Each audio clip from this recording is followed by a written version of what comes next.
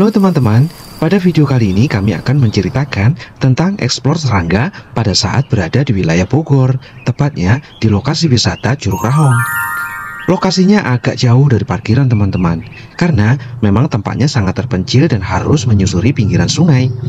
Perjalanan di lokasi air terjun dengan berjalan santai menghabiskan waktu sekitar 30 menitan teman-teman. Medannya sangat cocok dan bagus bagi yang memiliki hobi hiking. Sangat menantang dan pemandangan indah di kanan kirinya. Hanya saja kami memang belum sempat untuk sampai di lokasi yang terdapat air terjunnya, disebabkan karena cuaca yang sudah sangat mendung. Akhirnya kami mengurungkan niat untuk terus ke sana dan tetap berada di bawah bukit saja.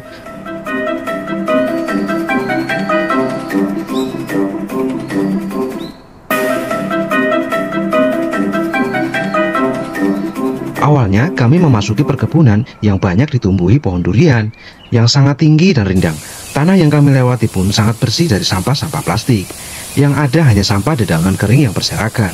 Dan kami juga melihat sebuah dam air di sisi jalan. Di pinggir jalan setapak, kami melihat serangga semut bersayap yang sedang mencari nektar. Tahu nggak teman-teman, pada dasarnya semut bersayap atau biasa disebut dengan semut terbang atau alates ini adalah semut jantan atau betina yang telah mencapai kematangan seksual. Semut ini terbang keluar dari koloninya dengan tujuan kawin, yang kemudian membentuk koloni baru. Semut terbang biasanya paling aktif pada hari-hari hangat saat akhir musim panas. Tidak jauh dari tempat itu, ada pula capung jarum yang cantik berwarna biru hitam, yang nampaknya sedang senyum-senyum melihat makhluk bernama manusia. Hewan yang satu ini memang berasal dari keluarga capung. Satu hal yang khas dari hewan ini adalah ukuran tubuhnya yang sangat kecil, ramping, dan menyerupai jarum, sehingga dinamakan capung jarum teman-teman. Capung jarum atau biasa disebut damselfie adalah serangga yang termasuk ke dalam ordo Odonata, subordo Psychoptera. Dan jenis capung biasanya dibagi dalam dua kelompok besar, yaitu capung sibar-sibar dan capung jarum. Capung jarum juga banyak ditemukan di daerah sumber air seperti rawa, sungai, danau, ataupun persawahan.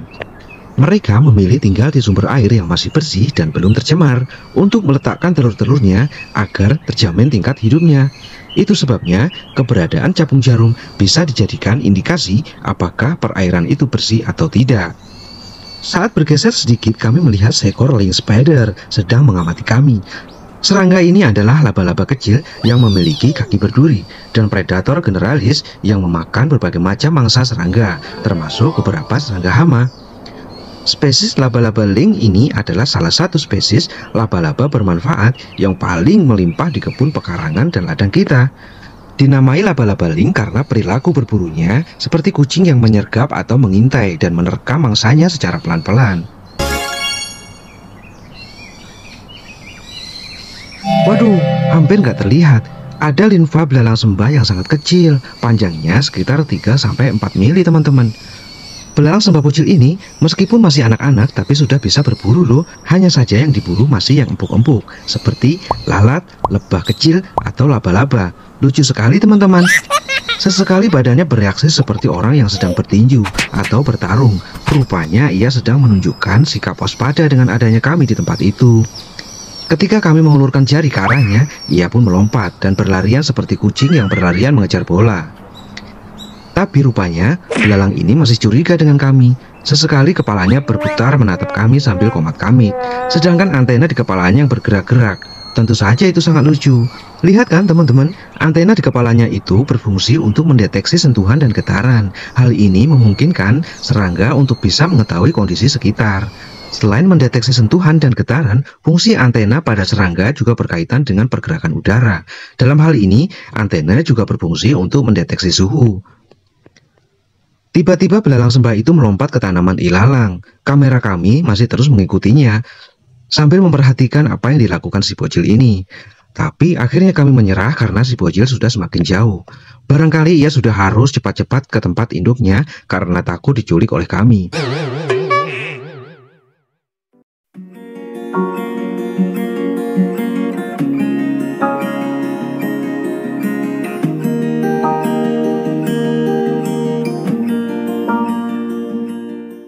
Karena cuaca yang sudah semakin mendung, kami pun menuju ke tempat di mana kendaraan kami parkir.